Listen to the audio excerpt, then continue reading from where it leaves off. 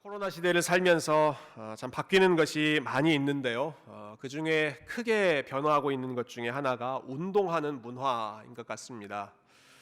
이전에는 우리가 YMCA도 가고 또 LA 피트니스 같은 곳에 가서 멤버십을 끊고 그 짐에서 우리가 운동을 하는 것이 일반적이었죠. 그러나 지금은 바깥 활동이 자연스럽지 못하고 또 그러한 사람들이 밀집되어 있는 시설 좀 불안하기 때문에 집에서 운동하시는 분들이 점점 늘어가고 있는 추세입니다. 여러분 집에서 운동을 좀 하고 계십니까? 저도 지난 주 중에 이래서는 안 되겠다, 좀 운동을 해야겠다 싶어서 무슨 운동을 할까? 하체 훈련이 굉장히 중요하다는 말을 많이 들어서요. 스쿼트라고 하는 훈련이 있죠. 스쿼트, 이렇게 앉았다 일어섰다 자세를 바로 잡아서 하는 거요.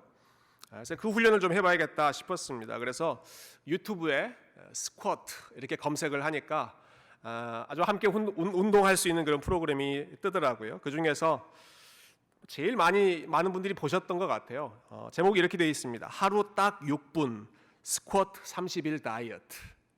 그래서 제목부터가 우리를 이렇게 홀리지 않습니까? 하루 6분, 여러분 6분, 딱 6분이라고 얘기해서 6분 정도 못하겠나 하는 마음에 만만하게 생각했는데, 여러분 6분이 그렇게 긴 시간인지 저는 그때 처음 알았습니다. 6분 하다가 이제 끝까지 채우지 못하고 쉴 새 없이 이렇게 앉았다 일어섰다 하는데 중간에 다리가 힘이 풀려서 주저앉고 말았습니다. 저와 같은 운동 초보자들을 돕기 위해서 요즘에 유튜브에 홈 트레이너들이 참 많습니다. 홈 트레이너들. 자신들이 어떻게 운동하는지 그 노하우를 사람들에게 가르쳐 주는데 이렇게 하십시오 디렉션만 주는 것이 아니라 본인들이 직접 그 디렉션대로 운동을 하면서 보는 사람들이 따라오게 하는 것이죠. 그래서 단계별로 그것만 보고 따라가면 목표를 이룰 수 있도록 6분 동안 이렇게 앉았다 섰다 또 저렇게 했다 계속 시범을 보여주는 홈 트레이너들을 요즘에 많이 볼 수 있습니다. 저는 사도 바울을 생각하면서 이런 점에서 볼 때 바울이야말로 좋은 트레이너였다. 특별히 믿음의 훈련에 있어서 영적인 좋은 코치였고 트레이너였다라고 생각합니다. 여러분 오늘 본문 17절에서 바울이 아주 대담하게 이렇게 이야기합니다. 형제들아 너희는 함께 나를 본받으라 이렇게 이야기하죠. 나를 따라와라 이렇게 이야기하죠. 이전에 지금 빌립보서에서 계속 했던 말씀, 그리스도를 향하여 표대 되신 그분을 향하여 우리가 힘있게 달려가자라고 하는 가르침을 제시한 후에 그렇게 살아라 툭 던져놓고 마는 것이 아니라 나를 따라와라, 나를 본받으라, 내가 어떻게 주님을 따라가는지를 보고 따라와라 하는 것이죠.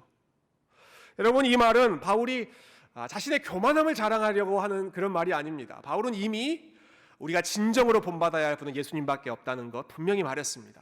그리고 본인의 수준은 아직 완전한 데 이르지 못했다, 나도 계속 달려가야 한다라고 하는 것 이미 누차 여러 차례 말했습니다. 그러니까 지금 이 나를 본받으라 라고 하는 바울의 초청은 나를 최종 목표로 삼아라 라거나 아니면 나만큼만 하면 된다라는 것이 아니라 나를 수단으로 삼으라는 것입니다. 나를 수단으로 삼고 내가 주님 향해 보고 달려가는 것처럼 여러분도 처음에 달려가려면 힘드니까 내가 달려가는 것처럼 뒤따라서 한 걸음 한 걸음 따라오십시오. 빌립보 교회 성도들을 초대하고 있는 것이죠. 저는 이런 모습이야말로 정말 좋은 스승이고 또 좋은 코치이고 좋은 목회자의 모습이다 생각했습니다. 바울의 모습을 보면서 저 역시도 이러한 목회자가 돼야 참 하나님께서 기뻐하시고 또 교회에 유익이 되겠다 다짐하게 되는 그런 계기가 됐습니다. 강대상에서 이렇게 사십시오 저렇게 사십시오 그냥 훈계만 하거나 아니면 왜 이렇게 못 삽니까 다그치는 것만이 아니라 여러분 이렇게 한번 해보십시오. 제가 이렇게 말씀 묵상을 하고 또 기도하니까 참 좋습니다. 이렇게 한번 따라와 보십시오. 삶의 여러 가지 분야에서 우리가 자신을 부인하는 것 참 힘들지만 이런 분야에 제가 한번 저 자신을 부인해 보려고 또 섬기는 삶을 살아보려고 애쓰고 있습니다. 한번 따라와 보십시오. 같이 한번 가십시다. 이렇게 말할 수 있는 목회자라면, 그러한 영적인 멘토가 된다면 얼마나 교회에 큰 유익이 되겠습니까? 여러분들께 기도 제목을 나눕니다. 여러분 제가 이러한 목회자 되고 그리고 우리 교회를 섬기는 여러 목회자들이 이와 같이 성도들의 손을 직접 잡고 함께 이끌고 갈 수 있는 그러한 좋은 목회자 될 수 있도록, 믿음의 본이 될 수 있도록 여러분 함께 기도해 주시기를 부탁드립니다. 뿐만 아니라 여러분 목회자들을 위해서만 그렇게 기도하실 뿐만 아니라 좀 부담을 드릴게요. 여러분이 먼저 믿음을 가진 신앙의 선배로서 그 길을 뒤따라가는 후배들에게, 그리고 우리의 자녀들에게 신앙생활은 이렇게 하는 거야, 주님 따라가는 것은 이렇게 걸어가는 거야, 나보고 한번 따라와 봐봐, 이렇게 말할 수 있는, 교회를 섬기는 건 이렇게 해야 하고 우리가 물질 생활하는 것은 이렇게 해야 하고 하나님 예배하는 것은 나처럼 따라와봐, 이렇게 말할 수 있는 그러한 믿음의 본, 믿음의 선배가 되어주시기를 주님의 이름으로 축원드립니다. 아멘 소리가 약할 줄 알았습니다. 아멘 하기가 참 부담스러운 권면이죠. 근데 우리가 그렇게 해야 합니다. 목회자도 그렇게 하고 믿음의 선배도 그렇게 해야 합니다. 이 말은 우리가 완벽한 삶을 살아야 된다, 그런 말 아니죠. 흔들리지만, 넘어지지만, 부족한 게 많아도 내가 이렇게 부족해도 나 예수님 바라보고 그냥 살아간다, 은혜로 살아간다, 이 모습을 보여주자는 것이죠. 완벽한 모습이 아니라 연약함에도 불구하고 계속 달려가는 모습. 특히 바울이 오늘 본문에서 나를 본받으십시오, 나를 따라오십시오 라고 했을 때 구체적으로 두 가지를 강조하고 있습니다. 하나는 이 땅에 관련된 태도에 있어서 나를 따라오십시오. 그리고 또 다른 하나는 하늘과 관련된 태도에 있어서 또 나를 따라오십시오. 땅과 관련된 태도를 이야기하고 하늘과 관련된 태도를 함께 이야기하고 있는데요. 우리 18절과 19절을 한번 먼저 보실까요? 바울이 이 땅과 관련해서 경고하고 있는 내용입니다. 같이 한번 읽어보겠습니다. 18절 19절 시작. 내가 여러 번 너희에게 말하였거니와 이제도 눈물을 흘리며 말하노니 여러 사람들이 그리스도의 십자가의 원수로 행하느니라. 그들의 마침은 멸망이요 그들의 신은 배요 그 영광은 그들의 부끄러움에 있고 땅의 일을 생각하는 자라. 바울은 이 땅 가운데 그리스도의 십자가의 원수로 살아가는 사람들이 있다 경고하면서 그 사람들의 길을 따라가지 말아라, 나를 따라오고 그 길은 따라가지 말라 말하고 있습니다. 그런데 그 사람들의 특징이 어떻습니까? 그들의 신은 배요, 배, 우리의 먹는 배죠. 여기서 말하는 배는 사람이 갖는 모든 욕구, 욕심의 중심입니다. 욕심의 중심. 우리말 속담도 정확하게 표현하고 있죠. 사돈이 땅을 사면, 사돈이 아니죠, 사촌이 땅을 사면 어디가 아픕니까? 배가 아픕니다. 배가 우리의 욕심, 우리의 욕망의 근원이기 때문에 그렇죠. 먹고 마시고 즐기는 정말 그러한 것들을 누리는 것에만 올인해서 그것만을 전부로 자신의 신처럼 떠받들고 살아가는 이런 사람들이 그리스도 십자가의 원수입니다. 이게 첫 번째 특징입니다. 또 바울이 그 영광은 그들의 부끄러움에 있다, 그들은 부끄러운 것을 영광스럽게 생각한다라는 말입니다. 도대체 뭘 영광스럽게 생각한다는 말인가? 바울이 구체적으로 그것을 리스트를 들어서 이야기하진 않습니다. 아마 바울이 이미 3장 앞부분에 내가 그동안은 참 자랑스럽게 생각했지만 이제는 배설물로 여기는 그러한 리스트를 이미 말한 적이 있지 않습니까? 좋은 학벌이라든지 좋은 가문이라든지 좋은 사회적인 지위라든지 아니면 재산이라든지 뭐 이러한 것들, 외형적인 조건들, 이것들은 내가 이제는 배설물처럼 헛된 것으로 여겼다, 버렸다라고 고백하죠. 아마 그러한 것들이, 그러나 여전히 십자가의 원수들이 자랑스럽게 생각하고 바라보는 것, 그 리스트에 들어갈 것입니다. 뿐만 아니라 여러분, 바울이 지금 이 빌립보서를 로마 감옥에서 쓰고 있다라고 하는 상황을 한번 기억해 보십시오. 여러분, 로마 역사상 그리고 그 당시에 가장 타락하고 가장 폭력적인 나라, 문화가 로마였습니다. 얼마나 참 타락했는지 동성애 이 문화가 로마 시내 곳곳에 깊이 스며들어 있었습니다. 뭐 지금보다 훨씬 더 만연해 있었던 것이 로마 시대였죠. 로마 시민들이 가장 열광하던 스포츠가 뭐였는지 아십니까? 검투사들의 싸움이었습니다. 콜로세움 안에 싸움 잘하는 사람들을 모아놓고 그냥 치고받고 싸우는 것이 아닙니다. 한 사람이 죽을 때까지 싸우는 것을 보면서 사람들이 환호했습니다. 부끄러운 일들이죠.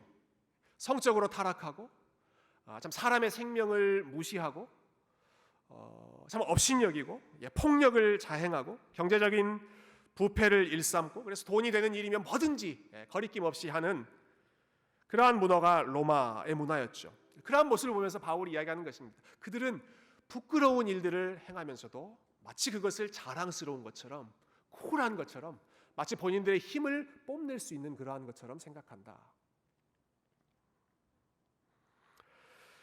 세 번째로 말하는 것은 그들은 땅의 일을 생각하는 사람들이다.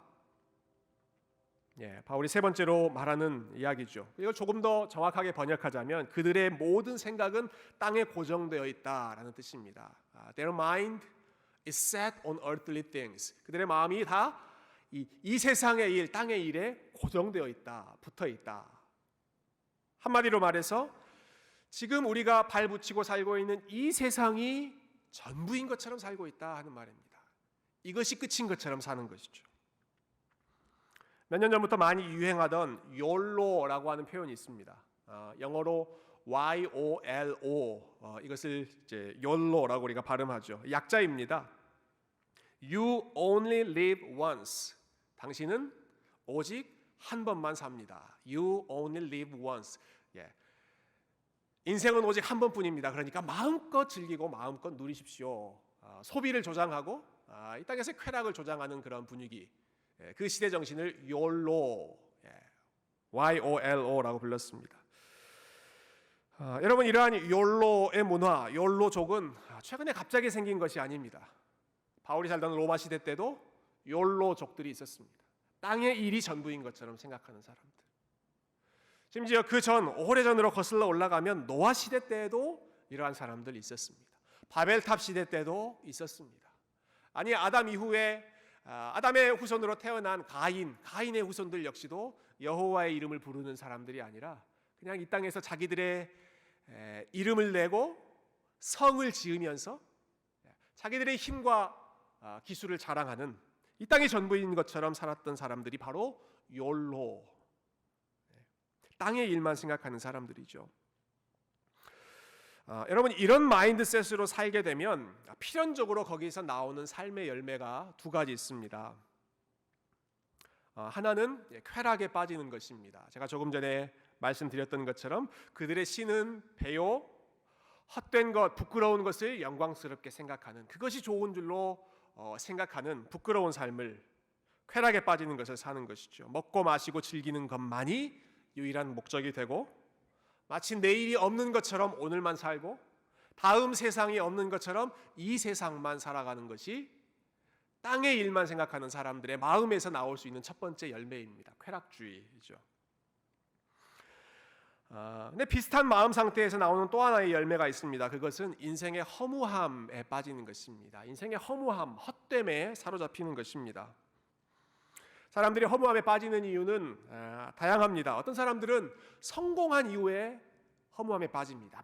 많은 것을 이루고 남들이 정말 부러워할 만한 것을 이루었음에도 불구하고 허무함에 빠집니다. 내가 그토록 노력했던 게 결국 이 정도 내가 이루려고 한 것인가, 만족하지 못하는 것이죠. 많은 것을 이루었지만 소위 성공적인 위치에 올랐지만 그것에 만족하지 못하는 헛됨이죠. 대표적으로 전도서에 나오는 솔로몬, 헛되고 헛되고 헛되다. 많은 것을 이루었지만 허무한 고백으로 끝났습니다. 그 반대의 경우도 마찬가지입니다. 어떤 사람들은 성공해서 헛됨을 만나지만 반대로 어떤 사람은 실패를 통해서 헛됨을 경험하기도 합니다. 자신이 실패했다는 이유 때문에 허무함에 빠지는 것입니다.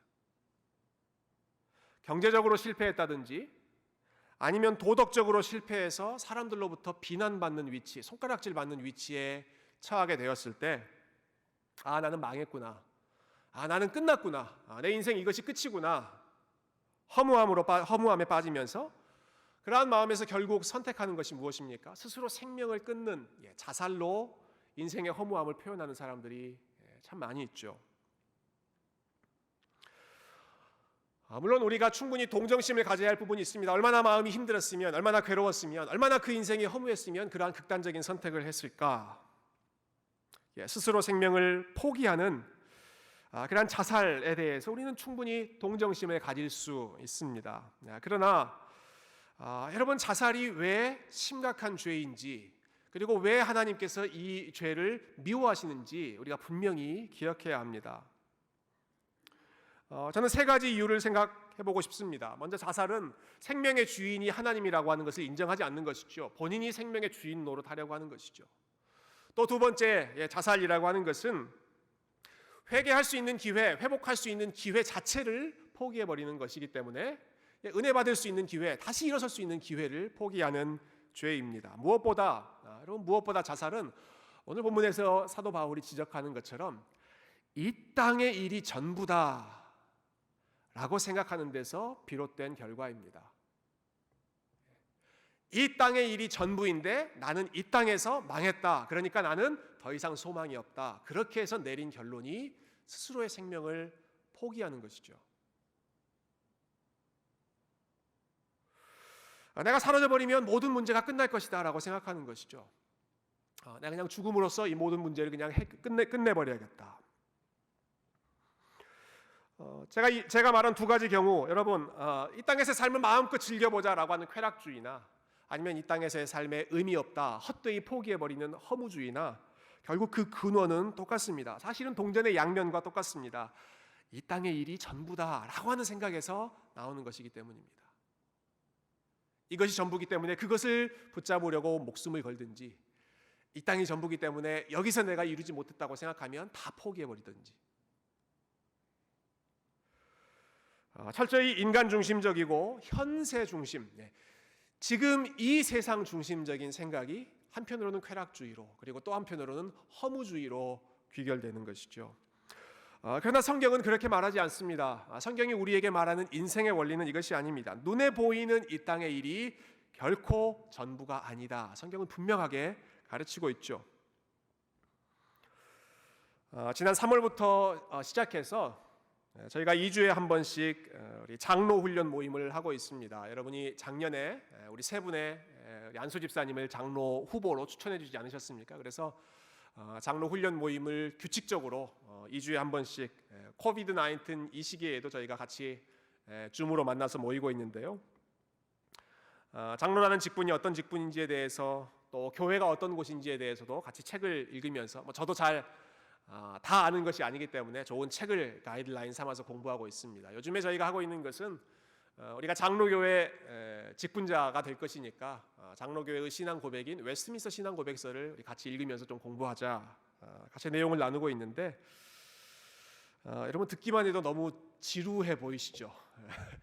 웨스트민스터 신앙 고백서를 같이 읽는다, 굉장히 참 딱딱한 그런 내용을 공부하고 있습니다. 그런데 참 몇 주 전에 공부했던 내용이 참 유익했습니다. 하나님의 창조에 대한 내용이었습니다. 창조에 대한 내용. 그 중에 제 눈에 크게 들어오는 표현이 있었어요. 여러분 한번 들어보십시오. 하나님께서는 사람을 남자와 여자로 만드시되 이성적이며 죽지 않는 영혼과 함께 창조하셨다. 남자와 여자로 창조하셨다. 우리가 잘 아는 내용이죠. 그러나 이성적이며 죽지 않는 영혼과 함께 우리를 창조하셨다. With rational and immortal souls. 합리적이고 죽지 않는, 죽을 수 없는, 영원토록 지속되는 그러한 영혼을 우리 가운데 함께 주시면서 저와 여러분을 창조하셨다는 것이죠. 이 말씀을, 이 교리를 지지하는 근거 구절로 신학자들은 마태복음 10장 28절을 거기에 덧붙였습니다. 예수님께서 하신 말씀입니다. 몸은 죽여도 영혼은 능히 죽이지 못하는 자들을 두려워하지 말고 오직 몸과 영혼을 능히 지옥에 멸하실 수 있는 이를 두려워하라. 몸만 죽일 수 있는 것이 끝이 아니다. 몸과 영혼이 죽게 되는 것, 몸과 영혼이 소멸되는 것, 심판받는 것, 그게 진짜 두려워할 일이다라는 것이죠. 여러분, 몸이 죽는 것으로 우리의 삶이 끝나지 않습니다. 이 땅에서 우리에게 허락하신 물리적인 시간이 끝났다고 해서 우리의 삶이 끝나지 않습니다. 이 세상의 삶이 마치 전부인 것처럼 즐기는 사람들이건 간에, 아니면 이 세상에서 겪는 어려움 때문에 마치 그것이 전부인 것처럼 이 세상을 포기해버리는 사람이건 간에, 그들 모두가 결국은 우리의 몸뿐만이 아니라 우리의 영혼을 창조하신 하나님 앞에 서야 합니다. 그리고 그분 앞에 우리의 삶에 대해서 그 삶에 대한 평가를 받아야 합니다. 몸이 끝난다고, 이 세상의 삶이 끝난다고 해서 끝나버리는 것이 아니라는 것이죠. 그럼 바울이 이 사실을 너무나 확실하게 알고 있었습니다. 이것을 붙잡고 살아가는 것이 바울의 믿음의 가장 큰 부분 중에 하나였습니다. 그래서 바울은 이 땅의 일만 생각하고 있는 사람들을 향해서 그들은 십자가의 원수다라고 엄중히 경고하고, 그것과 대조되어서 저와 여러분의 정체성, 성도의 정체성을 분명하게 오늘 말씀에서 선언하고 있는데요. 우리가 20절 말씀 한번 찾아봐서 읽어보면 좋겠습니다. 20절 우리 한 목소리로 같이 한번 읽을까요? 시작. 그러나 우리의 시민권은 하늘에 있는지라 거기로부터 구원하는 자 곧 주 예수 그리스도를 기다리노니. 여러분, 20절이 어떻게 시작합니까? 무슨 말로 시작합니까? 그러나 그들은 마치 이 세상이 전부인 것처럼 살아가지만 그러나 우리는 다르다. 우리의 시민권은 천국에 있다. 우리의 시민권은 하늘에 있다. 우리는 천국의 시민권자로 살아간다. 바울이 여기에서 말하고 있는 시민권, 이것은 편지를 받는 빌립보 지역 사람들에게 무척 친숙하고 중요한 가치였습니다. 전에도 한번 말씀드린 바 있지만 이 빌립보 지역은 로마를 위해서 싸웠던 군인들이 은퇴하고 많이 정착했던 지역이기 때문에 전직 로마 군인으로서 그들은 로마 시민권을 가지고 있었습니다. 빌립보에 산다, 그것은 로마 시민권을 가지고 산다, 자랑거리, 아주 중요한 자랑거리였죠. 바울 역시 마찬가지죠. 바울도 태어나면서부터 로마 시민권을 받고 그래서 어디 가나 그 시민권의 유익을 누릴 수 있는 특권을 가지고 있었습니다. 여러분, 그런데 지금 로마 시민권을 가지고 있는 바울이 로마 시민권을 가지고 그것을 누리고 있는 빌립보 성도들을 향해서 말하고 있는 것입니다. 그러나 우리의 시민권은 이 로마 제국에 있는 것이 아니라 우리의 시민권은 하늘에 있다. 우리가 아무리 이 시민권을 떠받들고 좋은 것처럼 생각한다고 할지라도 이것이 전부가 아니고 우리의 시민권은 하늘에 있다. 우리의 정체성, 우리의 소속은 결국 천국에 소속되어 있는 것이다 하는 것이죠. 그렇기 때문에 우리는 이 땅이 전부인 것처럼 살 수가 없고 우리의 참된 집인 천국을 기다리는 마음으로, 천국에서 잠시 떠나 이 땅에서 여행하는 사람의 마음으로 살아간다. 그리고 거기로부터 구원하실 분, 주 예수 그리스도를 우리는 바라보면서 살아간다. 천국의 시민권자로서의 삶, 이 땅에서는 여행하고 그리스도의 다시 오심을 기다리며 살아가는 것이 십자가의 원수와 다른 우리의 정체성이죠. 이 말씀을 우리가 잘 이해했으면 좋겠습니다. 여러분, 천국의 시민권으로 살아간다, 그리고 예수님께서 다시 오실 것을 기다리면서 살아간다라는 말을 들으면 어떤 이미지가 연상되십니까? 아마 시한부 종말론에 좀 안 좋은 기억이 많이 있는 분들 같은 경우는 이 땅에서의 삶 다 포기해버리고 주님 오실 날만 손꼽아 가면서 살아가는, 마치 모든 것 다 포기하고 산에 올라가서 이상한 종교 집단이 되는 그러한 이미지를 생각하실지 모르겠습니다. 여러분, 나 천국의 시민권자로 산다라는 것은, 우리 주님 오시기를 기다리면서 산다라고 하는 것은 이 땅에서 일어나는 일에 관심 끊고 하늘만 보면서 살아라라고 하는 말이 결코 아닙니다. 바울을 보면 알 수 있습니다. 이 말을 하고 있는 바울이 얼마나 이 땅에서의 삶에 최선을 다해서 열심히 살았습니까?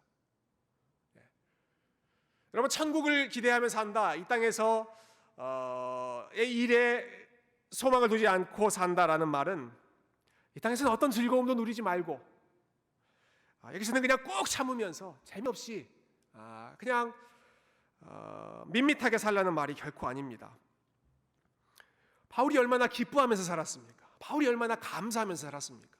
바울의 삶에 이 즐거움이, 하나님 주시는 즐거움이 얼마나 많았습니까? 여러분, 우리가 천국의 시민권자이고 천국이 우리의 진정한 집이다라고 하는 말씀, 그 말은 우리가 이 땅에서의 삶을 여행하는 삶으로 살아야 한다라고 하는 뜻입니다. 여행하는 삶으로 살아가는 것. 우리가 이 땅에서 여행할 때, 여러분, 여행하실 때 여행하면서 느끼는, 맛보는 즐거움이 많이 있지 않습니까? 혹시 여행하실 때 나는 빨리 그냥 집에만 갔으면 좋겠다 그런 마음으로 여행하십니까? 정말 재미없게 여행하시는 겁니다. 그렇게 하면 여행하는 그 기간 동안은 다니는 그곳에서 맛보는 기쁨을 누려야죠. 저희 집 아이 중에 굉장히 좀 독특한 아이가 한 명 있는데요. 집에 있는 걸 너무 좋아합니다.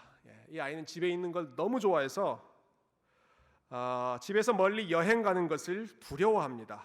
어찌나 집을 사랑하는지 저희가 몇 년 전에 아이들과 함께 올랜도에 디즈니 월드를 같이 간 적이 있는데 출발할 때부터 두려워하기 시작했습니다. 우리 왜 이렇게 집에서 멀리 가요, 아빠? 그러더니 도착해서도 계속해서 집에 빨리 갔으면 좋겠다. 집에 빨리 갔으면 좋겠다. 그 얘기만 하더라고요. 집을 너무 좋아하기 때문에 이 아이는 요즘에 눈만 뜨면 일어나면 난 너무 행복하다고 이야기합니다. 학교를 안 가서 너무 행복하다. 여러분 집을 좋아하는 건 좋은 일이죠. 그러나 여행 중에 맛볼 수 있는 즐거움을 누려야 합니다. 하나님께서 우리에게 이 땅에서 허락하시는 즐거움, 주시는 기쁨 충분히 누리면서 살 수 있습니다. 그것이 결코 그리스도인으로서 잘못된 삶이 아닙니다. 마찬가지입니다. 이 땅에서 우리에게 맡겨주신 일도 열심히 해야 합니다. 성실하게 감당해야 합니다. 마치 미국에서 우리가 처음에 정착할 때 비자를 가지고 오지 않습니까? 비자를 줄 때는 목적이 다 있죠. 학생 비자는 학생들이 공부를 해야 하고, 취업 비자는 일을 하기 위해서 오는 것이죠. 잠시 체류한다고 하지만 그 부여받은 목적에 따라서 최선을 다해서 살아가는 것이 비록 이곳에서 잠시 외국인으로 산다고 할지라도 성실하게 그 비자의 목적에 사는 것이죠. 결국 우리가 천국의 시민권자지만 하나님께서 우리에게 이 땅 가운데 맡겨주신 사명, 일 열심히 감당하면서 주님의 영광을 드러내려고 최선 다하는 것이 여행자로서 그리고 이곳에 거주하는 외국인으로서 살아가야 할 올바른 방식입니다. 그러나 우리가 천국을 기억하며 우리의 집을 기억하며 이 사실을 꼭 기억해야 하겠습니다. 우리는 여행자로 살기 때문에 언제든지 이동할 수 있도록 짐을 가볍게 하는 것이 중요합니다. 짐을 가볍게 하면서 살아가는 것, 삶의 짐을 너무 무겁게 하지 않고 부담스럽지 않게 가볍게 살아가는 것이 중요합니다. 특히 여러분 여행 중에 힘든 일을 겪을 때가 있죠. 갑작스럽게 난처한 일을 당할 때가 있죠. 여행 중에 유럽 여행 중에 스페인 가면 소매치기들 조심하라고 하더라고요. 여행 지갑도 뺏기기도 하고 여러 가지 난처한 일 당할 때가 있지 않습니까?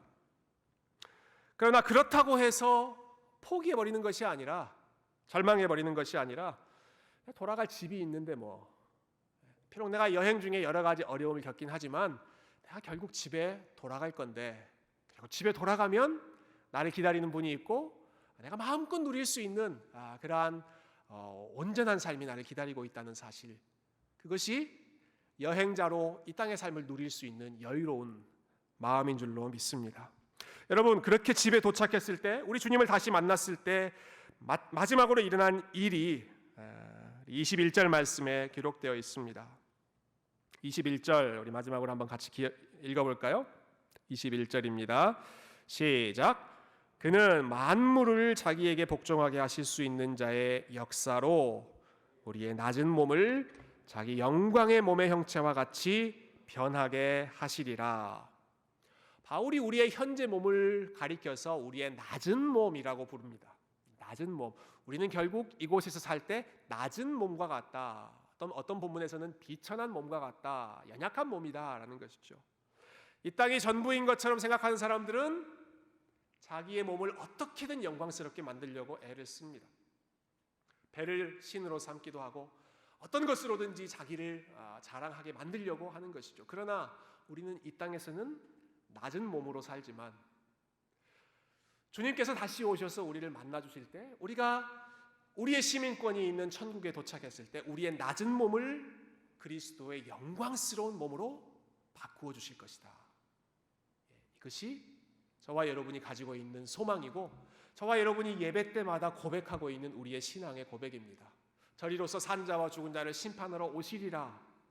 몸이 다시 사는 것과 영원히 사는 것을 믿사옵나이다. 우리의 삶은 여기서 끝나지 않습니다.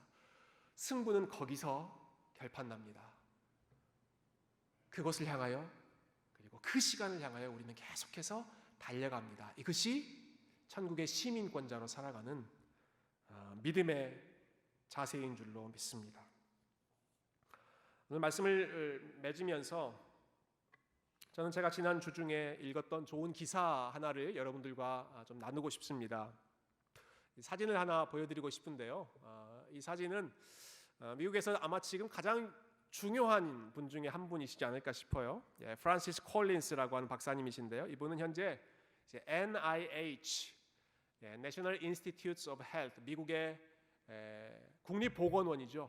미국의 모든 의료 시스템, 특별히 지금 이 시대에는 코로나 백신 개발하는 것, 치료제 만드는 그 모든 것을 관리하는 기구가 이 NIH입니다. 근데 이 기구를 총괄하는 디렉터가 닥터 프란시스 콜린스 박사님이십니다. 그러니까 굉장히 기도해야 할 그런 인물이죠.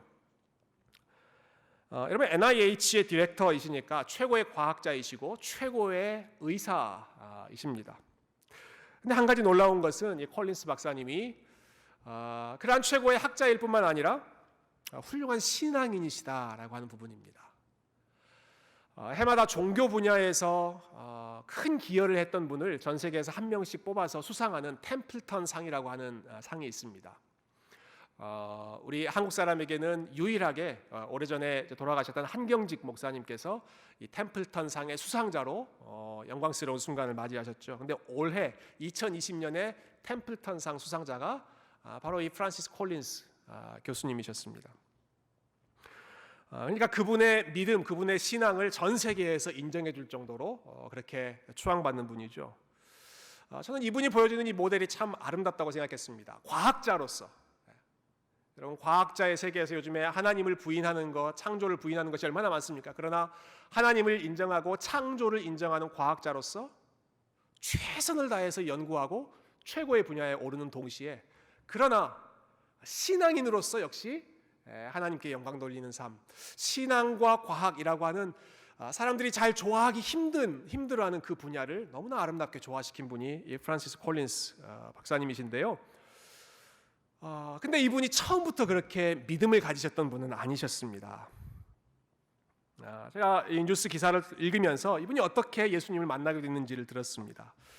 이분이 하나님을 믿게 된 것이 27살 때의 일이었다고 고백하십니다. 그 전까지는 창조주 하나님을 인정하지도 않았고 이 세상 이후의 삶에 대해서도 믿지 않았고, 그러한 믿음을 가지고 살아가는 사람들이 있으면 자기의 아주 냉철한 지식으로 그러한 것들을 논박하고 비판하는데 아주 열을 올렸던 사람이 이 프란시스 콜린스 박사님이셨습니다.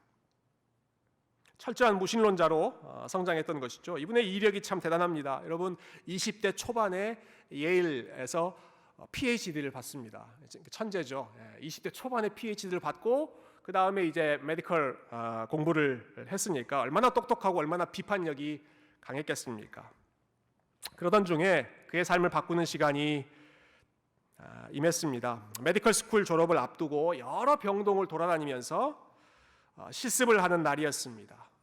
특히 치료가 불가능한 불치병 환자들을 마지막으로 돌보는 때였는데, 의학적으로 치료할 수 있는 방법이 없기 때문에 그저 죽음을 기다리는 것 외에는 더 이상 할 수 있는 것이 없는 그런 환자들이죠. 의사로서 가장 무력감을 느꼈다라고 고백합니다. 그런데 그 병동에서, 그 상황 속에서 이분이 어느 할머니 환자 한 분을 만납니다. 그리고 그 할머니 환자가 보여준 놀라운 모습이 이 프란시스 콜린스 박사님의 마음을 뒤흔들었습니다. 죽음을 앞두고 있는 절박한 상황임에도 불구하고 죽어가는 환자라고는 도저히 볼 수 없는 쾌활하고 밝고 기뻐하고 감사하는 그러한 할머니의 모습을 보면서 의아하게 생각한 것이죠. 자신이 갖고 있던 그런 세계관이 흔들리는 것이죠. 그러던 중에 이 할머니가 콜린스 박사에게 아주 약한 목소리로, 나지막한 목소리로 이렇게 말했습니다. 젊은 의사 양반, 나는 예수님을 믿습니다. 나는 천국을 소망합니다. 주님께서 나를 기다리고 계십니다. 당신은 무엇을 믿고 있나요? What do you believe? Doctor, what do you believe? 이 한마디에 프란시스 콜린스 교수님은 자신이 그동안 붙잡고 있었던 세계관이 흔들리게 되었다고 고백합니다. 불치병의 고통 그리고 죽음의 두려움, 얼마나 마음이 흔들릴 수밖에 없는 그런 상황입니까? 그럼에도 불구하고 기쁨을 잃지 않았던 할머니의 소망 가득한 모습 앞에서 이 젊고 유망한 의학도는 이 세상이 전부가 아니구나, 창조주가 계시는구나, 이 세상 너머에 또 다른 소망이 있는구나 라고 하는 사실을 받아들이게 되고, 그때부터 믿음의 길을 시작해서 오늘날 전 세계에 가장 존경받는 과학자이자 신앙인으로 하나님께 영광을 돌리고 있죠. 빌립보서를 통해서 사도 바울이 저와 여러분에게 들려주는 질문 역시 마찬가지입니다. What do you believe? 무엇을 믿고 살아가십니까? 무엇을 바라보고 살아가십니까? 십자가의 원수들처럼 이 땅의 전부인 것처럼 살아가십니까? 아니면 천국의 시민권자로 살아가십니까? 나를 보십시오. 나를 따라오십시오. 내가 빌립보서를 로마 감옥에서 지금 쓰고 있습니다. 로마 감옥이라고 하는 가장 절망적인 상황에서 쓰고 있지만 여러분 기뻐하십시오. 기뻐하십시오. 기뻐하십시오라고 말할 수 있는 나를 보십시오. 내일이 어떻게 될지 불확실하지만 오히려 감사할 수 있는 나를 보십시오. 나 자신의 형편도 어렵지만 다른 사람들을 돌아보고 격려하고 섬길 수 있는 마음의 여유를 갖고 있는 나를 보십시오. 내가 어떻게 이 마음을 가질 수 있었겠습니까? 내가 천국의 시민권자이기 때문에 그렇습니다. 이 땅의 전부가 아니라 우리 주님을 기다리고 있고 주님께서 인정해 주시는 그 순간이 나의 삶의 최고의 순간이고 그때가 진정으로 내가 나의 의미를 보상받을 수 있는 시간이기 때문에 우리 천국의 시민권자로 주님 바라보며 걸어가십시다. 사도 바울이 우리에게 들려주는 이 귀한 초대의 말씀, 저와 여러분이 기억하여 이번 한 주도 하나님께서 우리에게 허락하신 이 삶을 감사함으로 기쁨 가운데 즐거움 가운데 살아가시되, 그러나 천국의 소망 가운데 이 땅에서의 즐거움이 전부인 것처럼 살지도 않고, 그러나 이 땅에서의 슬픔과 어려움이 그것이 역시도 전부인 것처럼 생각하지 않고 자유로운 마음으로 우리 주님을 향해 걸어갈 수 있는 믿음의 대장부들이 다 되시기를 주님의 이름으로 축원드립니다. 함께 기도하겠습니다.